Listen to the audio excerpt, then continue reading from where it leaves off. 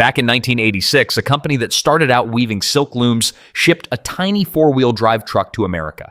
It cost $6,200, about two-thirds of a Jeep Wrangler. Within a year, this newcomer was outselling the Wrangler 2-to-1. Mind you, Jeep had been building four-wheel drives since World War II. Suzuki had been building them since, well, they actually bought a bankrupt company in a fire sale. Meet the Suzuki Jimny. And this is how the cheapest 4x4 ever made Humiliated some of the biggest names in the car world. To understand how a tiny Japanese truck embarrassed an entire industry, we have to look at where it all started. Not from some grand automotive dynasty with decades of engineering history, but from weaving looms. Michio Suzuki was born in 1887, the son of cotton farmers in Hamamatsu, a small coastal village about 120 miles from Tokyo. The town was known for textiles and woodworking, hardly the cradle of automotive innovation. At 14, Michio apprenticed under a strict carpenter named Kotaro Imamura. 7 long years of tough training. When the Russo-Japanese War broke out in 1904, carpentry jobs dried up. Imamura had to take a job fixing looms on a factory floor. He thought the work was beneath him, but his apprentice disagreed. Michio thrived around the machinery, finding his true calling. He finished his training in 1908. By 1909, at age 22, after watching his mother struggle with a crude hand loom, he designed a pedal-powered version that wove 10 times faster, then founded the Suzuki Loom Works. Word spread quickly. Orders flooded in. For the next 30 years, the company focused entirely on building high-quality weaving machines, and they were brilliant at it. Their sarong loom used a clever punch card system to weave patterns. It was exported all over Southeast Asia and won major national awards. The company went public in 1920. By the late 1930s, Michio held over 120 patents for loom technology. Then he set his sights on building cars. By 1939, he had built several prototypes, really decent ones too. They featured liquid-cooled 4-cylinder engines and surprisingly modern designs. But with a world war coming, the Japanese government banned passenger cars as non-essential. The project died. Once the war ended, Suzuki went right back to building looms. But the cotton market crashed in 1951, killing loom demand overnight. Suzuki pivoted again, starting with motorized bicycles. In 1952, they built the Power Free with a tiny 36cc engine. Then came proper motorcycles. Finally, in 1955, they rolled out their first car, the tiny Suzu Light. In 1954, they officially became the Suzuki Motor Company. But this story isn't actually about the Suzu Light. It is about what happened when Suzuki's engineers wanted to go off-road. In the late 1960s, the team was studying a vehicle called the Steyr-Push Haflinger, a tiny Austrian military off-roader. They wanted to build something similar, but even smaller, something that met Japan's strict K-car rules. Kei cars had tight limits on length, width, and engine size, but owners got huge breaks on taxes, cheaper insurance, and lower registration fees. Trying to build a serious off-roader that qualified as a K-car seemed almost impossible. After all, every proper off-road vehicle in the world was big and heavy. Then a shortcut appeared. In 1968, a tiny Japanese company called Hope Motor went bankrupt. Hope had built a small off-road vehicle called the Hopestar ON360. It was incredibly crude, no doors. It ran on a Mitsubishi 359 cubic centimeters 2-stroke engine, making just 21 horsepower with a rear axle from a Mitsubishi Colt and wheels from a Mitsubishi Jeep. It was basically a bucket of Mitsubishi parts bolted to a basic ladder frame. Top speed was 43 miles per hour, dropping to just 30 in 4-wheel drive. This was not a refined machine. Hope only managed to sell about 45 of them. And no, that's not a monthly figure. That was the entire production run ever. Mitsubishi was offered the design and passed, but Suzuki's director, Osamu Suzuki, saw potential where no one else did. He fought off fierce opposition inside his own company to buy the entire operation. His colleagues thought he was throwing money away on a dead-end product from a failed business. He wasn't. The challenge Suzuki's engineering team faced was deceptively simple on paper, but incredibly brutal in practice. Build a true 4-wheel drive vehicle with a proper transfer case, low-range gearing, solid axles, and a tough ladder frame. But they had to make it small and light enough to qualify as a K car, meaning it had to stay under 3 meters in length, under 1.3 meters wide with an engine under 360 cubic centimeters. Meanwhile, every serious competitor was heading in the exact opposite direction. Land Rover models got bigger with every generation, while Toyota's Land Cruiser grew heavier and much more powerful. Even Jeep had been scaling up since their wartime Willys days. The entire off-road industry operated on a single assumption. That capability requires size, weight, and massive power. Suzuki looked at that consensus and completely rejected it. Their engineers argued the exact opposite. A superlight vehicle doesn't need a massive engine to climb a steep hill. A narrow car can slip right through tight forest trails, and a short wheelbase handles sharp switchbacks. Weight was the enemy of performance, not its foundation. Suzuki took the Hope Star chassis, dumped the Mitsubishi engine, and dropped in their own air-cooled 359 cubic centimeters two-stroke twin, making 25 horsepower. They completely redesigned the body from scratch, but kept the rugged ladder frame because it was solid engineering. They installed a real part-time four-wheel drive system with a proper transfer case, giving you high and low ranges chosen with a physical lever sitting right next to the handbrake. They fitted leaf springs and solid beam axles front and rear, the same tough suspension architecture, like the massive Land Rover and Toyota Land Cruiser beasts that weighed 3 or 4 times more. To keep the total length under 3 meters, they shoved the spare tire inside behind the front seats. That made it a 3-seater. But it saved the K car status and those sweet tax breaks. Government savings beat a 4th seat. In April 1970, the Suzuki LJ10 debuted. LJ meant light Jeep, subtle Suzuki. It weighed 590 kilograms or 1,300 pounds. For perspective, that is lighter than a modern superbike with a sidecar. It featured 16-inch wheels and topped out at 47 miles per hour. It looked like a Land Rover thrown in the dryer on high heat. Plus, it was the first four-wheel drive K car ever mass-produced in the world. They built the entire first year's run by hand because Suzuki never expected actual demand. They were dead wrong. 5,000 units sold at home in year 1, beating the Mitsubishi Jeep in Japan. The very vehicle Mitsubishi rejected was now crushing them on home turf. Suzuki rushed to set up a real assembly line, and they never stopped refining the formula. 1972 brought the LJ20, featuring a water-cooled engine and crucial left-hand drive models for export. That changed everything. Their global goals were clear. A U.S. firm called International Equipment Corporation imported a couple thousand of these early Jimnys, selling 3,500 mostly in California, Nevada, and Arizona. No sales explosion, but a great proof of concept. In 1975, the LJ50 brought a larger 539cc engine. Then the LJ80 got an 800cc 4-cylinder. The second gen dropped in 1981 with a fresh chassis, better handling, and a 970cc 4-cylinder. Styling options exploded. We saw convertibles, hardtops, pickups, and 5-door wagons. Australia named it the Sierra, while Spain's Santana Motors built local versions with softer suspensions and comfy cloth seats for European drivers. Meanwhile, in India, Maruti Suzuki manufactured the Gypsy for military and police squads. The design went completely global, spanning Africa, South America, Asia, and Europe. It was already a global bestseller, but then Suzuki set its sights on America. And we mean for real. In 1985, this tiny off-roader hit U.S. dealerships under a brand new name, the Suzuki Samurai. It packed a 1.3-liter 4-cylinder pushing 63 horsepower. 0 to 60 took 16.9 seconds, a quarter mile over 20 seconds. Those are not performance statistics, they are tests of patience. But asphalt speed was never the goal here anyway. The Samurai featured manual locking front hubs, a dual-speed transfer case, low-range gearing leaf spring solid axles, and a heavy-duty ladder frame. Legit trail gear.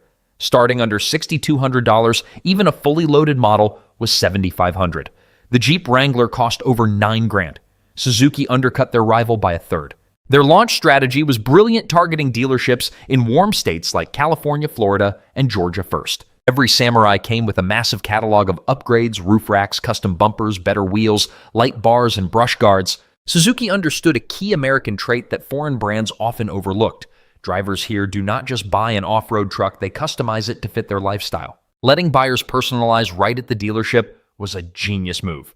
Initially, Suzuki projected 1,200 sales a month. Sound conservative? Completely reasonable, yet they moved 47,000 in year 1, and by mid-1988, they hit 8,000 a month. That is 150,000 sold in 3 years. The Samurai became America's top-selling convertible. Not just the top off-roader, the best-selling convertible, period. It broke the first-year sales record for any Japanese auto brand debuting in America. And in 1987, it outsold the iconic Jeep Wrangler almost 2-1. A former Loom manufacturer from Japan was beating Jeep at its own game. If you like stories like this, hit subscribe. We drop new videos every single week. Let's get back to it. How did 63 horsepower keep up on rough trails with vehicles boasting 4 or 5 times the muscle? Simple physics. Consider weight first. The Samurai tipped the scales at 2,300 pounds, while a rival Wrangler was closer to 3,000. That 700-pound difference determines whether you float over soft mud or sink straight into it. Light rigs press down less per square inch. They breeze over loose dirt that traps heavy trucks using less energy to climb steep trails. Plus, they are way easier to free if they ever get stuck. 63 horsepower pulling 2,300 pounds offers a superior power ratio in the mud compared to 112 horses dragging 3,000 pounds through deep ruts. A tough ladder frame chassis anchored the design. Unlike unibody builds, where outer panels actually support the structural load, the Jimny body mounts to an independent steel frame. This lets the chassis twist over uneven rocks without cracking metal, popping out glass, or risking structural break. Slam into a rock and you only dent superficial sheet metal. The solid frame underneath stays completely safe and secure. That is why heavily beaten, dented old Jimnys are still conquering trails today. Every bit of the damage is purely cosmetic. The core skeleton remains unbroken. Solid beam axles front and rear gave this vehicle incredible tire flexibility, which is its absolute best weapon, over independent systems in rough terrain. When one wheel climbs over a rock, the other side gets forced downward, keeping valuable tire traction on the ground. Independent suspension, a standard feature on nearly all modern family crossovers, lets wheels move on their own. It is great for pavement, but awful for maintaining grip on trails. When a wheel falls into a deep hole, the opposing side cannot help out.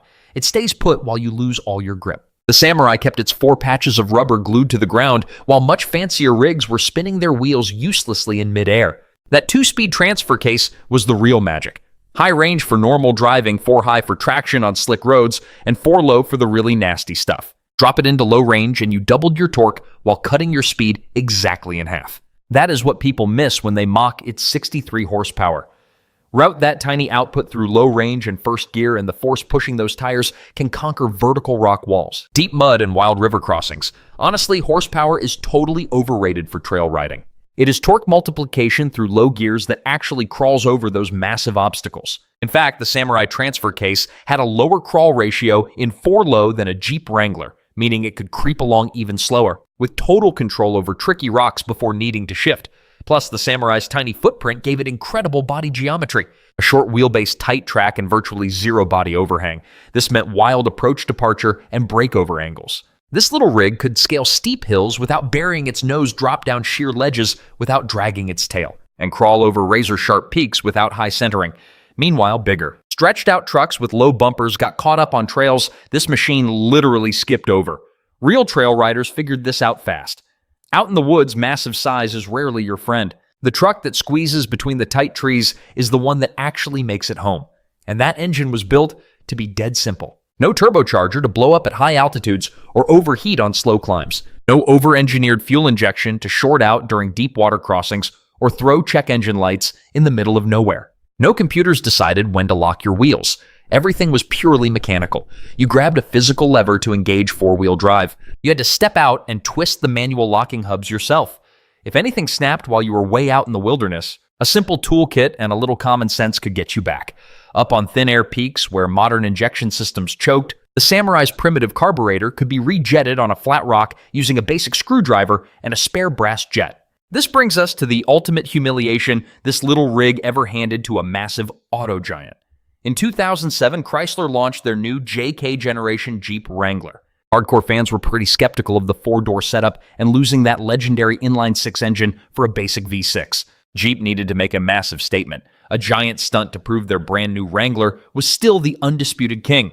So they heavily prepped 2 brand new Wrangler Unlimited Rubicons with massive off-road tires, heavy-duty winches, and advanced altitude sensors.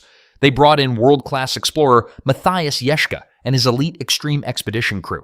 Their target was Ojos del Salado, the tallest active volcano on Earth, towering over 22,615 feet.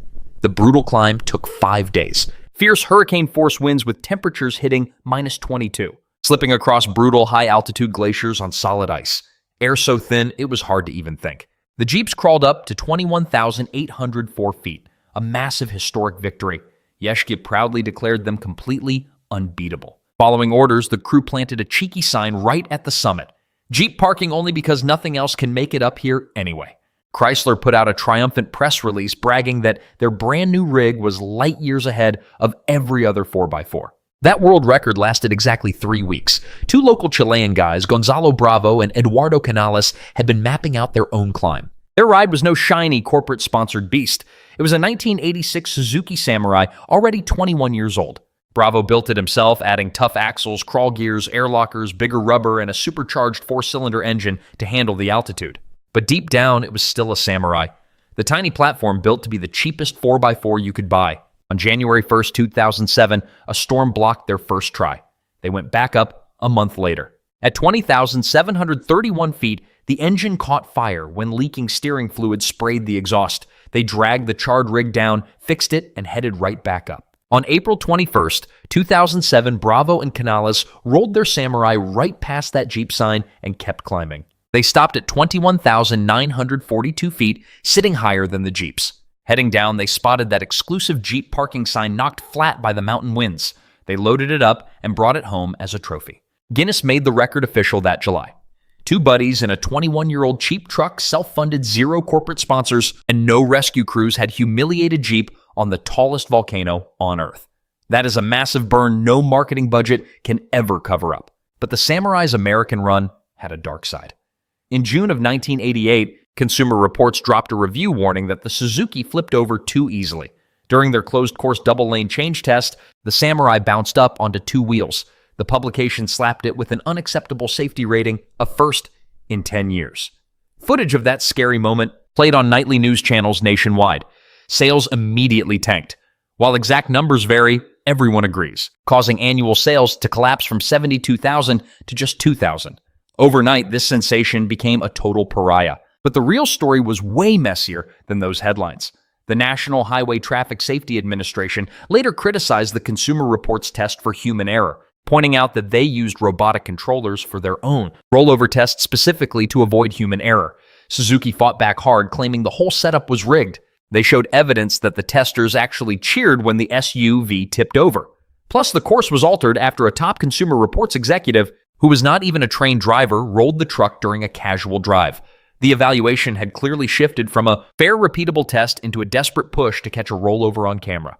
Suzuki sued in 1996, reaching the Ninth Circuit Court of Appeals, where a 2-to-1 decision ruled that a jury could easily conclude these tests were rigged to get a predetermined result. But by that point, the Samurai was already gone from the U.S. market.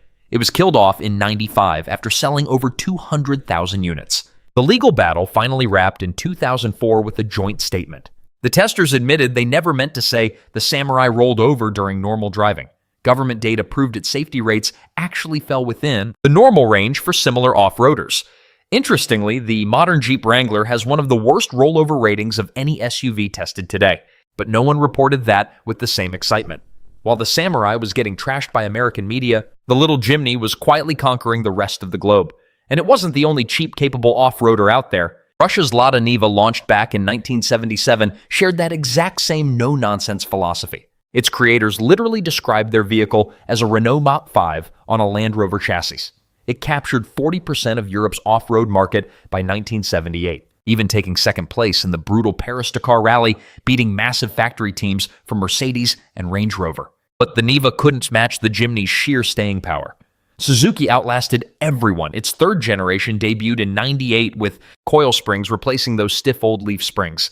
It rode smoother, articulated better, but kept that tough ladder frame, those signature solid axles, and the low-range transfer case. Simple, affordable, indestructible.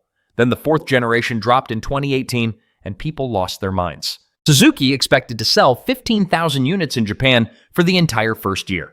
They blew past that target in just 30 days. UK waiting lists hit a full year. In Southeast Asia, buyers waited years.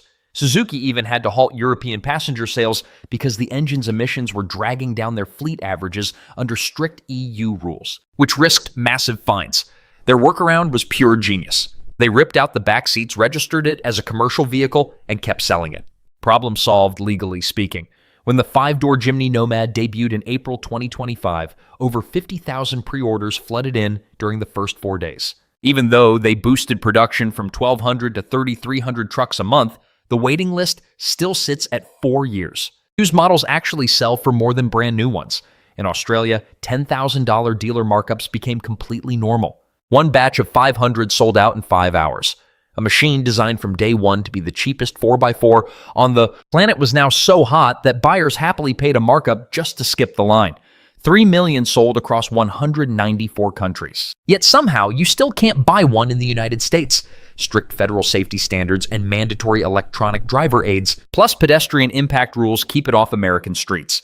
Euro NCAP gave the fourth generation just 3 stars, blaming poor pedestrian protection and weak active safety tech. For the US market, that simply won't cut it. So the country where the Samurai once outsold the Wrangler 2-to-1 can't even buy the new one. Instead, die-hard American fans import them illegally, registering them as farm equipment or off-road toys, paying massive markups for a tiny truck that was built to be cheap. The irony is wild, but this little truck proved something the giant off-road brands absolutely hated to hear. You don't need a massive rig to go off-roading. You just need clever weight distribution, simple mechanics, and perfect geometry. Every single generation of Land Rover got heavier, more bloated, and pricier until the modern Defender became a luxury toy costing over $50,000. Meanwhile, the Toyota Land Cruiser turned into a $70,000 mall crawler that rarely touches dirt. Even Jeep stuffed the classic Wrangler with giant touchscreens, cameras, and electronic safety nanny systems. But the Jimny stayed tiny, mechanical, and cheap, and it still went anywhere those heavy, expensive rigs went, often even further because it weighs half as much and squeezes through gaps they can't touch. There's a huge lesson here for all of us. A loom maker bought a bankrupt brand's failed project which had only sold 45 units. They built something so small and cheap, the rest of the market laughed, and spent the next 55 years absolutely embarrassing massive auto giants with 10 times their budget and 100 times the staff. This budget-friendly 4x4 didn't just survive, it made the luxury giants look incredibly overpriced, overcomplicated, and totally out of touch. 55 years, 3 million trucks, and buyers are still waiting 4 years to get theirs. That is the crazy story of the Suzuki Jimny, a mini truck so cheap it shouldn't work yet so capable, it stole Jeep's altitude record on the highest volcano on Earth. Ever driven one, owned one, or spent years on a waiting list longer than most marriages? Tell us in the comments, and if you enjoyed the video, hit that subscribe button. We do this every single week.